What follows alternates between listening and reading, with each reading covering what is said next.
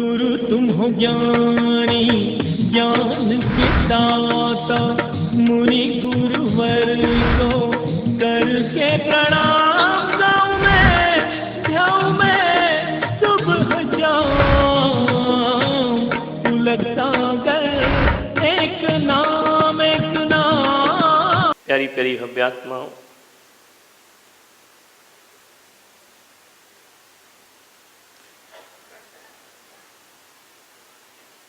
ऐसा जीवन जियो अपना चेहरा ऐसा बनाओ चेहरे पर इतनी मुस्कुराहट लाओ, चेहरे पर इतना आनंद बिखेरो कि लोग तुम्हें देखकर कहें कि जब देखो तब वो मुस्कुराता है, जब देखो तब वो मुस्कुराता है, वो इतनी खुशियां कहां से लाता है।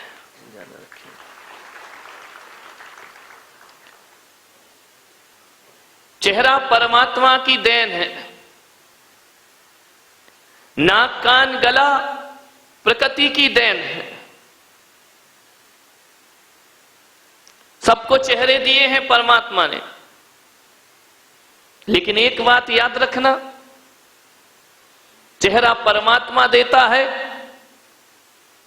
लेकिन चेहरे पर कैसे भाव लाना है ये परमात्मा का काम नहीं है, हमारा काम हुआ करता है। इतनी जिम्मेदारी हमारी होती है कि चेहरे को मुस्कुराते हुए रखना है या चेहरे को उदास रखना है, रोता हुआ रखना है। ऐसा ना हो कि मियाँ जी रोते क्यों, मियाँ जी रोते क्यों, बोले सूरत ही यूं। ध्यान रखिए, मान्यवाद, मुस्कुराता हुआ चेहरा। इस मुल्क की सबसे बड़ी दुर्घटना है ये कि 21वीं सदी में इस इंसान ने मुस्कुराना छोड़ दिया है, हंसता नहीं है। हंसने के लिए अब उसे लाफ्टर चैलेंज देखना पड़ते हैं, कपिल शर्मा से मिलना पड़ता है, हंसने के लिए बड़े बड़े आयोजन करना पड़ते हैं। आदमी के नाभि से उठने वाली हंसी गायब हो चुकी है। आदमी हंसता है तो ऐसा हंसता है, ऐसा हंसता है, बड़ी उथली छिचली हंसी हंसता है, जैसे महिलाएं लिपस्टिक लगा लेती है ना, थोड़ी देर को लाल लाल दिखता है, रुमाल फेरा, लिपस्टिक साफ। ध्यान रखिए, वैसे ही तुम्हारी हंसी हो गई है, बड़ा जोर लगाना पड़ता है। यदि मैं आपसे कहूं कि हंसो, यदि मैं कहूं लड़ो तो फौरन तैयार हो जाओगे, मैं कहूं रो तो तैयार हो जाओगे, लेकिन यदि कहा जाए कि हंसो तो हंसना बड़ा मुश्किल काम है। एक बात याद रखना, हंसना बहुत बड़ी साधना हुआ करती है। अरे जो हंसता है वो पुरुष हुआ करता है, जो हंसता है वो पुरुष होता है, और जो हंसाता है वो महापुरुष हुआ करता है। जीवन में हास्य होना चाहिए, हंसते रहो, मुस्कुराते रहो। जीवन की 60% समस्याएं खत्म हो जाएंगी यदि प्रसन्न रहने की कला आ गई हमें। 60% समस्याएं, पीड़ा के आगोश में चला गया ये आदमी, दुख में चला गया ये आदमी। एक बात याद रखना, हंसता हुआ आदमी कभी पाप नहीं करता है। जितने उदास सीरियस लोग हैं ना, ये सबसे ज्यादा खतरनाक होते हैं। ध्यान रखना, इस देश को खतरा इस सीरियस लोगों से है। ये उदास बैठे रहते हैं मुंह बना करके, समझ ही नहीं आता कि इनके अंदर चल के आ रहा है। एक प्रधानमंत्री हुए हमारे देश के, कभी हंसते नहीं देखा उन्होंने किसी को। नरसिम्हा राव, जब देखो जब यूं ही मुंह बना है मेरे भाई। ऐसा लगता है कि जब देखो तब बाप की 13वीं से ही चले आ रहे हैं। ध्यान रखना है, हमेशा सीरियस, हमेशा गंभीर। उस व्यक्ति को देखो तो ऐसा लगता था कि देश के लिए बहुत कुछ करेगा, ये देश के हित में सोचता होगा। लेकिन मेरे भाई, ऐसे उदास गंभीर प्रधानमंत्री हुए, जब हवाला घोटाला होता है तो उन्हीं प्रधानमंत्री का नाम उसमें आ जाया करता है। आपसे मेरा निवेदन है, उदास और गंभीर लोग ही पाप करते हैं। जहां तक मेरी परिभाषा है, जहां तक मैं सोचता हूं, हंसता हुआ आदमी कभी पाप नहीं करता, हंसता हुआ आदमी कभी गुस्सा नहीं करता। यदि आपके चेहरे पर हंसी है तो क्रोध गायब हो जाएगा, और यदि क्रोध है तो हंसी गायब। ये दोनों एक साथ नहीं हो सकते कि आप जोर से हंस भी रहे हो और मुस्कुरा भी रहे हो और गुस्सा भी कर रहे हो, दो में से एक ही हो पाएगा। तो मेरा जहां तक सोचना है, जो हल्के मूड में रहते हैं, जो हंसते हैं, मुस्कुराते हैं, क्रोध उनके पास नहीं आया करता है। क्रोध तो गंभीर लोगों के पास आता है। क्रोध वही करते हैं जो सीरियस रहा करते हैं। कभी आपने देखा कि सास बहू लड़ भी रही हो और हंस भी रही हो? ऐसा कभी नहीं हो सकता कि यहां से सास ने उठाया बेलन और वहां से बहू ने उठाया, कौन बोला, चिमटा। ध्यान रखना, ऐसा कभी नहीं होता है कि दोनों लड़ भी रहे हो और हंस भी रहे हो। या तो लड़ेंगे तो हंसी नहीं होगी और हंसेंगे तो झगड़ा नहीं। आप बहुत से पापों से बच जाएंगे। आपने कभी देखा है कि कोई आदमी चोरी कर रहा हो, बैंक लूट रहा हो, किसी का जेब काट रहा हो और जोर जोर से हंस रहा हो? ध्यान रखना, चोर हंसेगा तो चोरी नहीं कर पाएगा, और चोरी करेगा तो चेहरे पे हंसी नहीं ला पाएगा। एक बात ध्यान रखना, जब आदमी पाप करता है तो चेहरा गंभीर होता है, जब आदमी पाप करता है तो चेहरा सीरियस हो जाता है, लेकिन जब आदमी पुण्य करता है तो चेहरे पर चमक आ जाया करती है, चेहरे में ओज आ जाता है, तेज आ जाता है। हंसता हुआ आदमी कभी झूठ नहीं बोलता।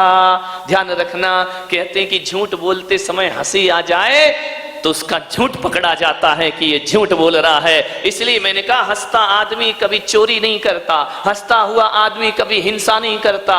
कभी आपने नहीं देखा होगा कोई किसी का मर्डर कर रहा हो, किसी की हत्या कर रहा और जोर जोर से हंस रहा हो, अरे माथे पे पसीना आ जाएगा, चेहरा गंभीर हो जाएगा। हंसता हुआ आदमी कभी झूठ नहीं बोला करता है, और हंसता हुआ आदमी किसी की बुराई कभी नहीं कर सकता है। ध्यान रखना, और किसी की बुराई करते समय हंसी आ जाए चेहरे पर, उसी समय वह बुराई अच्छाई में परिवर्तित हो जाया कर। इसलिए हंसते रहो, हंसो जरा, रावण जैसे नहीं। विठला, हंसो जरा, हंस लो, जीवन में हंसो। हंसी बांट रहा हूं मैं, ध्यान रखना, हंसी के बतासे बांटा करता हूं, हंसी की प्रसादी दिया करता हूं।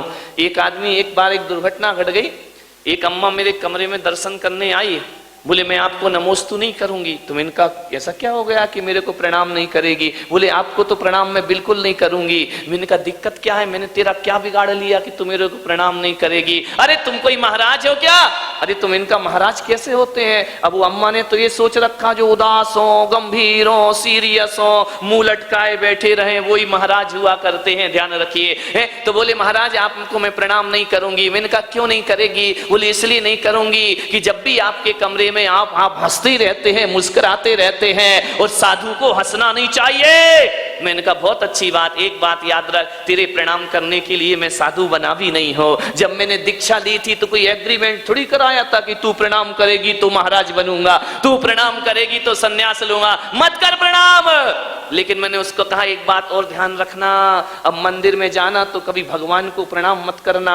बोले भगवान को क्यों नहीं करूंगी प्रणाम? मैंने कहा इसलिए कि जब भी कहीं मंदिर बनता है और समाज के लोग जब मूर्ति लेने जयपुर जाते हैं तो जाते समय इतना ही कहते हैं कि भैया मूर्ति लेने जा रहे हो, अच्छी हंसती मुस्कुराती मूर्ति लेकर के आना, उदास और सीरियस मूर्ति।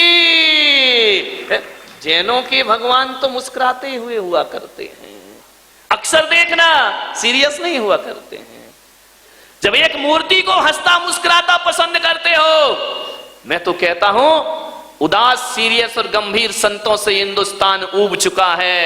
अब इस दुनिया को हंसता खिलखिलाता मुस्कुराता संत चाहिए। ऐसा संत चाहिए अब एक बात बताओ, तुम वैसे ही तो अपने दुख से दुखी हो, इतने सारे कष्ट तुम्हारे जीवन में हैं, और मेरे कमरे में आ जाओ, मैं भी मुंह लटकाए बैठा रहूं, मैं भी ऐसा बैठा रहूं बड़ा सीरियस था, तो आप कहेंगे यार घर से तो हम दुखी थे, अब ये महाराज और दुखी दिखाई दे रहे हैं, फिर तो तुम दहाड़े मार मार कर रोओगे मेरे भाई। मैं तो कहता हूं कि संत के चेहरे पर वो आकर्षण होना चाहिए, वो आकर्षण संत के चेहरे पर होना चाहिए कि एक क्षण को उनका चेहरा देखकर ये आदमी अपना गम भूल जाए, अपने दुख भूल जाए और संतों के चेहरे पर आनंदित हो जाए, मुस्कुराहट लाए। तनाव मिटाना है, टेंशन मिटाना है, मुस्कुराइए। ध्यान रखें, यदि आपको कोई टेंशन है, कोई चिंता है, अवसाद है, पीड़ा है, मैं कहता हूं 3 मिनट जोर से मुस्कुरा लेना, हंस लेना, सारा टेंशन गायब हो जाए। सबसे बड़ी टेंशन की यही दवा है।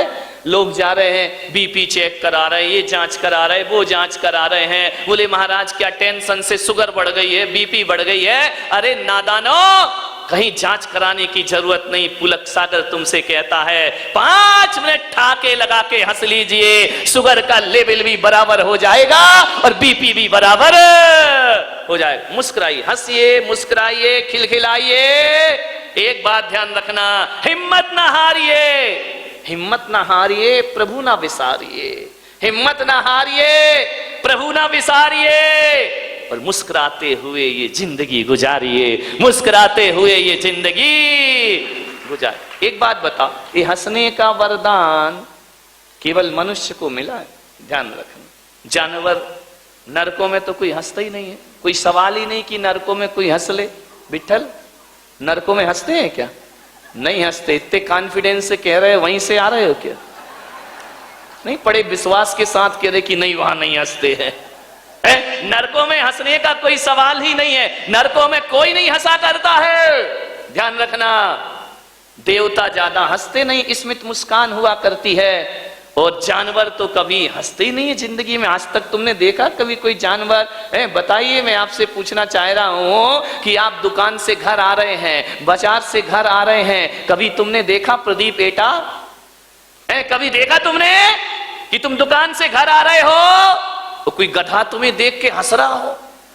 नहीं, बताओ कभी किसी। अजित भाई, गधे कभी नहीं हंसते, उसको उठा, वो सोरिया है। उठो उठो हनुमान, उठो, विचार करो। गधे कभी नहीं हंसते। तुमने कभी देखा मंदिर से घर जा रही हो और घर जाते हो और घर जाते समय कभी तुमने देखा किसी चौराहे पर तुम्हें देखकर कोई भैंस मुस्कुरा रही हो? भैंसें कभी नहीं मुस्कुराती, गधे कभी नहीं हंसते।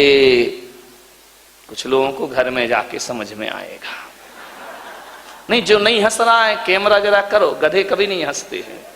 एक बात याद रखना बारामती वालों, एक बात याद रखना, यदि कहीं गधा तुम्हें देख के मुस्कुराने लगे तो समझना वो आदमी बनने की तैयारी कर रहा है। समझ लेना, फैसला कर लेना। गधा तुम्हें देखकर मुस्कुराने लगे तो समझना वो आदमी बनने की तैयारी कर रहा है, और ये आदमी मुस्कुराना भूल जाए तो समझना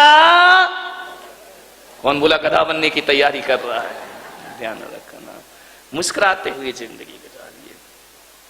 लोग कीर्तन करते हैं झांझ मंजीरा लेकर, भगवान का भजन करते हैं, लेकिन मैं पुलक सागर कह रहा हूं कि 10 मिनट खिलखिला के हंस लो, इससे बड़ा भगवान का दूसरा कोई कीर्तन नहीं हुआ करता है। चेहरे पर आनंद। तुम तो भी मंदिर भी जाते तो ऐसे लौटते हो, ऐसे लौटते हो जैसे तिहाड़ जेल से बाहर निकल रहे हो। मेरे भाई, मंदिर से लौटो तो हंसते मुस्कुराते हुए लौटिए। मंदिर से लौट के जब घर जाओ तो चेहरे पर आनंद होना चाहिए। मंदिर से जब पूजा करके घर लौटो तो ऐसा चेहरा लगना चाहिए जैसे अम्मा जी गंगा जी का स्नान करके वापस लौट रही हैं। ध्यान रखिए, इतना आनंद होना चाहिए। लेकिन आनंद कहाँ होता है? अम्मा जी जाती हैं मंदिर, 10-10 पूजा करती हैं, 5-5 पूजा करती है। अब 10 लक्षण पर्व आ रहा है, अब पूजा करेगी। अब पूजा करके जब घर जाती है है वो बहू पे बरस पड़ती है, क्यों तू अभी तक सो रही है, तूने ये नहीं किया, तूने वो नहीं किया, मैं पूजा करके आ गई, कैसी निठल्ली बैठी रहे। अरे बाप रे, बहू सोचेगी यार जी अम्मा जी गंगा जी नहाने गई थी कि शिकायत का रजिस्टर तैयार कर रही थी मंदिर से लौट के।